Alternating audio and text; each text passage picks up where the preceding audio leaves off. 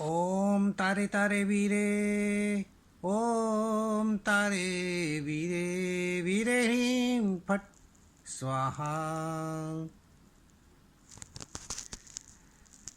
नौकार मंत्र से निकला हुआ ये गुप्त मंत्र है। नौकार मंत्र को 14 पुरों का सार कहा जाता है और इसे भी 14 पुरों का सार कहा जाता है। सोचने वाली बात है कि ये कैसे संभव हो सकता है। तो नौकार में सबसे विशिष्ट बात कौन सी है? नमो अर्यंताणम इस शब्द की, इस पद की। क्योंकि सिद्ध जो हैं वो तो अन्य लिंगी भी होते हैं, दूसरे धर्म के अनुयायी भी सिद्ध बनते हैं, ये हमारा जैन धर्म कहता है। अन्य धर्म में भी आचार्य होते हैं, उपाध्याय होते हैं, साधु भी होते हैं। परंतु पहला पद नमो अर्यंताणम जो शब्द है, जो पद है, वही इन सब उपाध्याय, साधु और आचार्यों को दूसरे धर्म से अलग करता है। ये बताता है कि ये अर्यंत के फॉलोअर्स हैं। कौन? आचार्य, उपाध्याय और साधु। यदि ये अर्यंत को फॉलो नहीं कर रहे हैं तो वो वास्तव में जैन धर्म से जुड़े हुए हैं ही नहीं। मंत्र है ओम तारे तारे वीरे। इस मंत्र का अर्थ क्या हुआ? हमें अर्यंत से जुड़ना है। अर्यंत कौन? स्पेसिफिक नाम है महावीर। महावीर स्वामी से हमें जुड़ना है। वीर जो शब्द है उससे जुड़ना है। स्वयं भगवान महावीर स्वामी ने कहा है कि मेरे शासन काल में अनेक जीव अपनी आत्मा का कल्याण करेंगे। इसका अर्थ क्या हुआ? हमें ये मानना है कि हम भगवान महावीर के शासन काल में हैं। अब यहाँ पर एक भूल हो रही है, वो कौन सी है? कुछ लोग ये मान रहे हैं कि शासन किसका है अभी?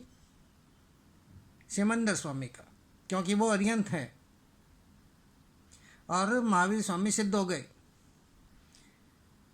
जबकि लोगस में स्पष्ट वो क्या बोल रहे हैं?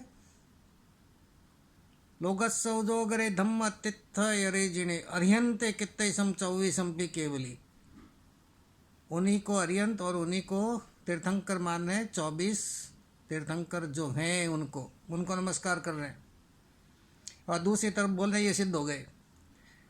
सिर्फ सिद्ध हो गए ये बात सही है, परंतु आज हमारे पास में जो शास्त्र उपलब्ध हैं वो भगवान महावीर की वाणी है और हमने उनके शासनकाल में जन्म लिया है और उसका अनुभव हमें हुआ है कि हम भगवान महावीर की संतान हैं। हम बोलते रहे हैं बचपन से। तो ये बीच में ये गड़बड़ क्यों करते हैं कि शासन इसका नहीं है, उसका है, इन गुरु का है, उनका है? ये सब क्या है? तो अपने आप को भ्रमित न करें। भगवान महावीर का ही शासन काल चल रहा है, अभी और भी चलेगा हजारों वर्ष तक। बात यह कि इस जो मंत्र है उसमें वीर की बात क्या है और कैसे हमें जोड़ता है भगवान महावीर से। ये हमने देखा होगा कि जो चीज़ हमारे मन में चलती है बार बार, वो क्या होती है? एकदम सेट हो जाती है, फिर चाह कर भी नहीं निकलती।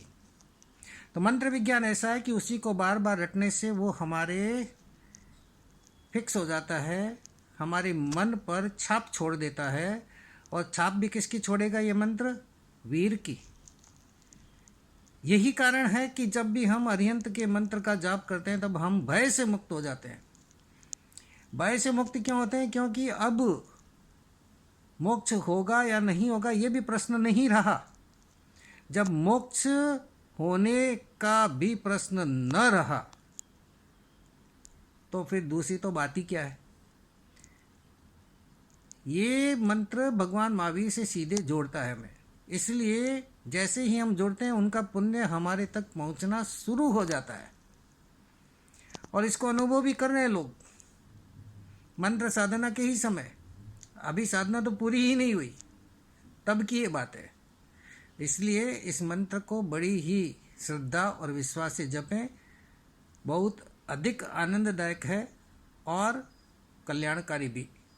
जय जिनेंद्र।